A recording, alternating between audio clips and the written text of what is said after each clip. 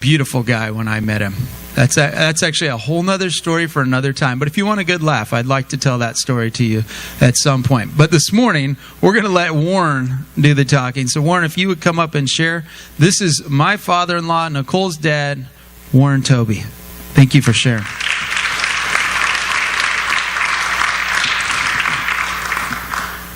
Oh, Lord, got such a bad case of stage fright. My testimony today involves a ring. It centers around a ring.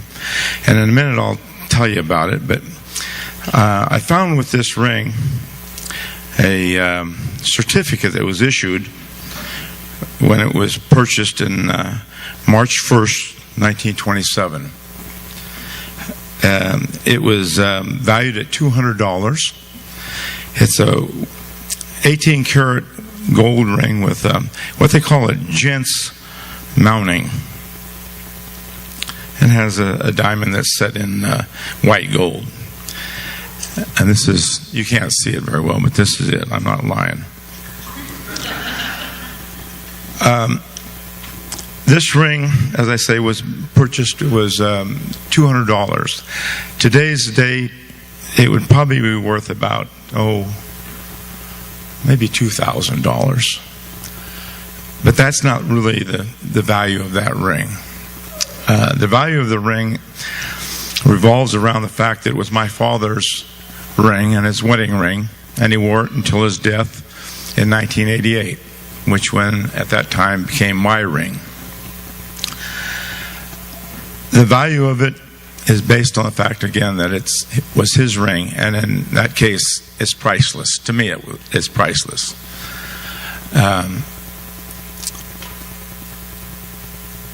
My dad was my hero. He was my Superman and my Abraham Lincoln. Go figure that one out.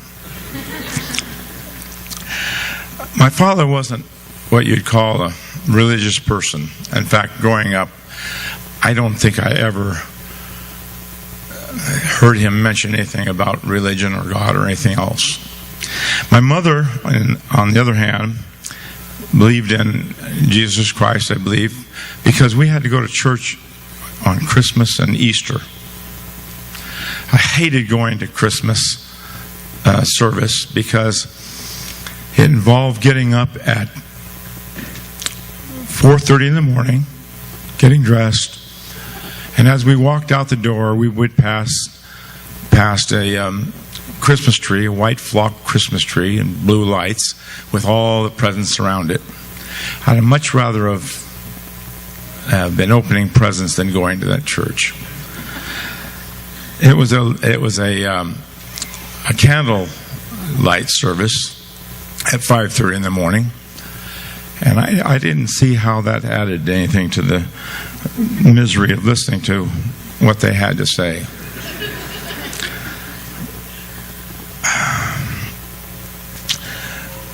I one time went to church with a friend of mine, and we sat in the pew. A friend of mine his name was Larry, and he was 55 days younger than me. I was older than him. And he was a head and a half taller. We're sitting in the pews, and a woman came and took Larry by the hand without asking any questions, and took him to what turned out to be a 5th grade Sunday school class. She came back to me and led me to a 3rd grade. Now, mind you, we were both in the 4th grade, but she didn't ask me any questions, but took me there. Now, that was wrong. It's so wrong on so many levels, because I thought, I was told at least Jesus Christ knew everything.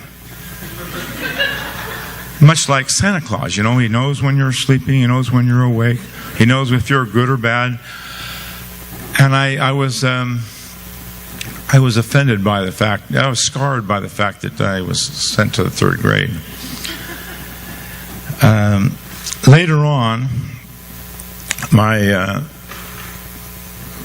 when I met my wife, I was dating her then, and she wanted to go to church.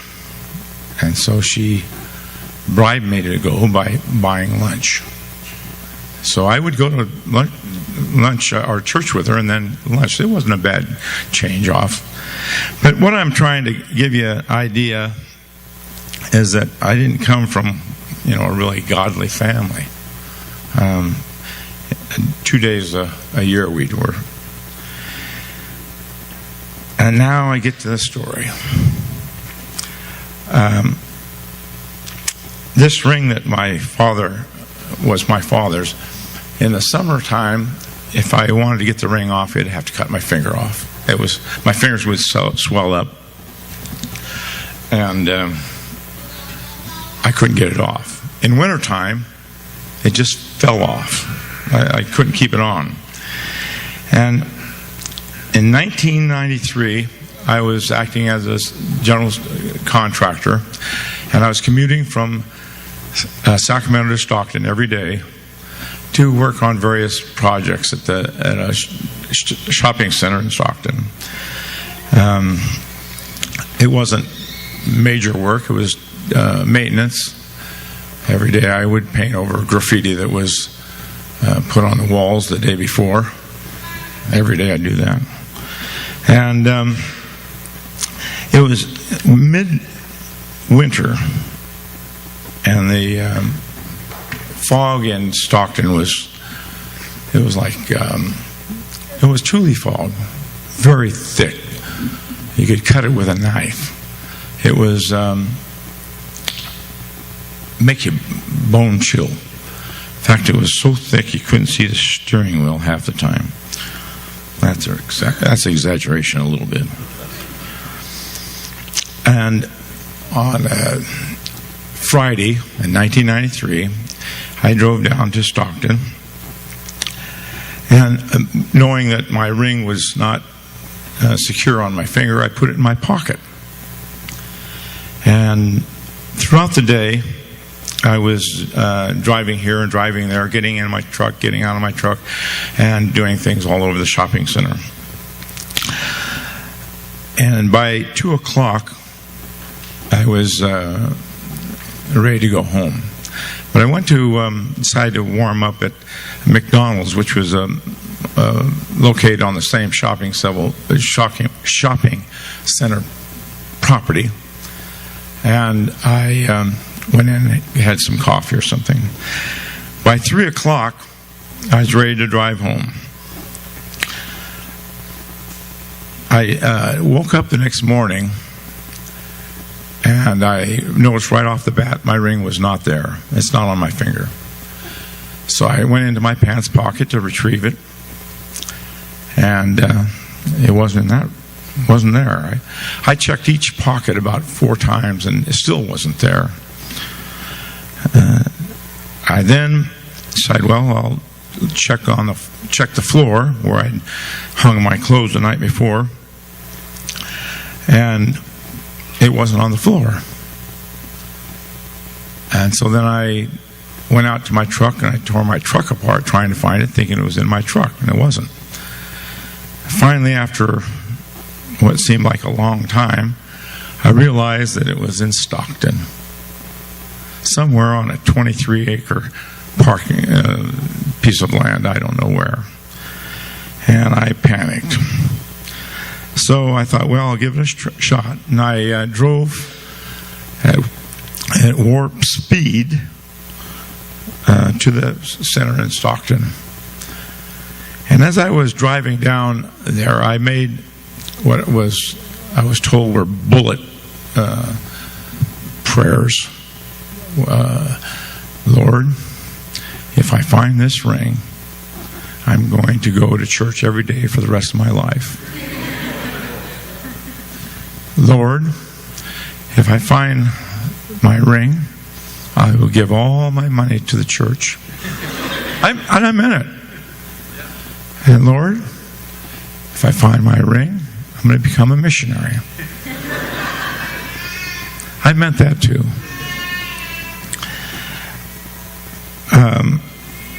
Also, on the way down there, I decided what I was going to do was I was going to drive to the place I was last and work backwards. And being the last place, of course, was McDonald's. So I drove into the parking lot at McDonald's in the vicinity of where I was the day before. And I sat in my truck and I started thinking mental calisthenics, where I was the day before and how I got there and so forth. And also I was thinking, it's very possible that someone found my ring and turned it into lost and found. Now that was a dumb thought. I've had dumb thoughts before, but it takes cake. So all this time, I'm contemplating where I'm going to go. I didn't realize it, but this is the truth. The fog separated over a portion of that shopping center. It actually just like a big hole developed.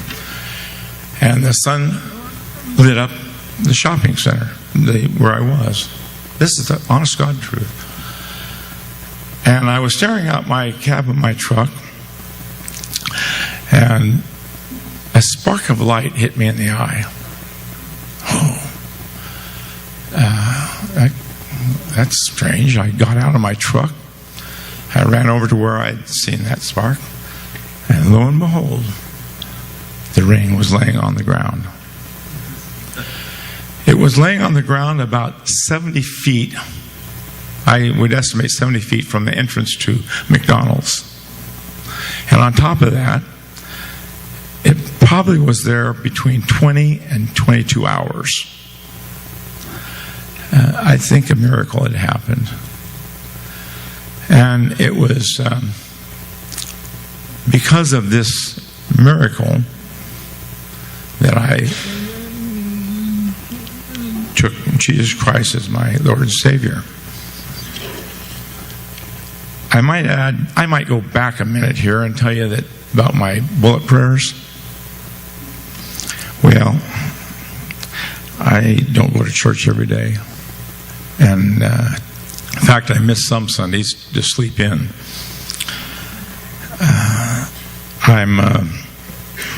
I haven't given all my money to the church.